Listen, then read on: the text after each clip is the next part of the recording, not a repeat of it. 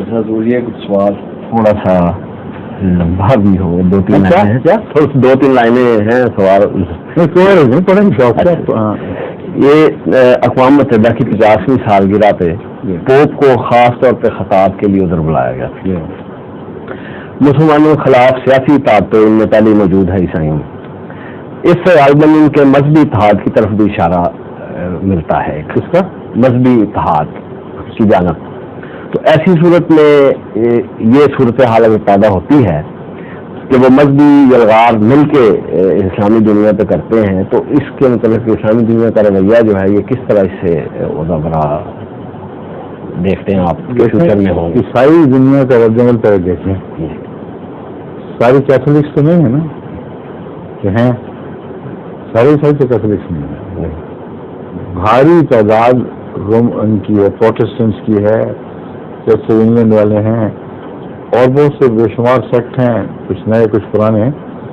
تو اگرچہ سب سے بڑا واحد فرقہ کیتھولسزم ہے, لیکن عیسائیت صرف کیتھولسزم کا نام نہیں ہے. اس میں دوسرے فرقے ہیں جو پوپ کو پسند بھی نہیں کرتے. کسی نے احتجاج کیا بتائیں؟ علم میں نہیں کیا.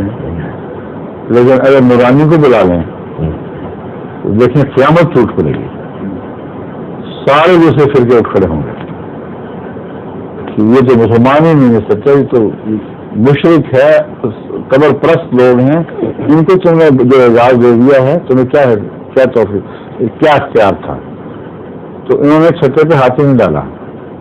یہی بالکل حضور یہی چیز میں کہہ رہا ہوں کہ باوجود اختلاف کے کسی نے احتجاج نہیں کیا. اور یہ خطرے کی میرا خیال نشاندہی ہے, مسلمانوں کو وارننگ ہے کہ وہ اب یہ کون سی وارننگ جس کا ان کو خیال و خیال ہی نہیں آیا.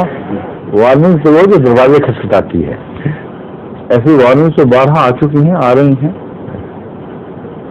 جو پاکستان میں ہو رہا ہے یہ ہے وارننگ کہ لا تحریم مناص.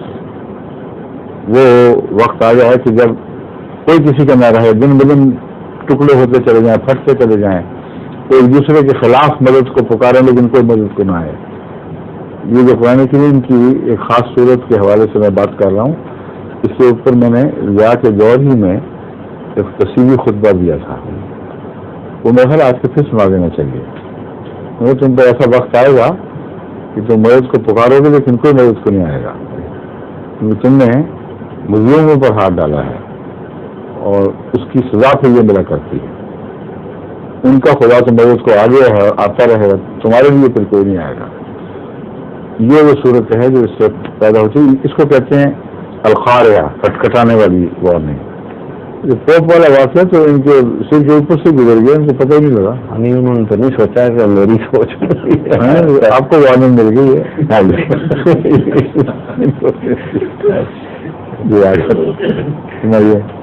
ظہور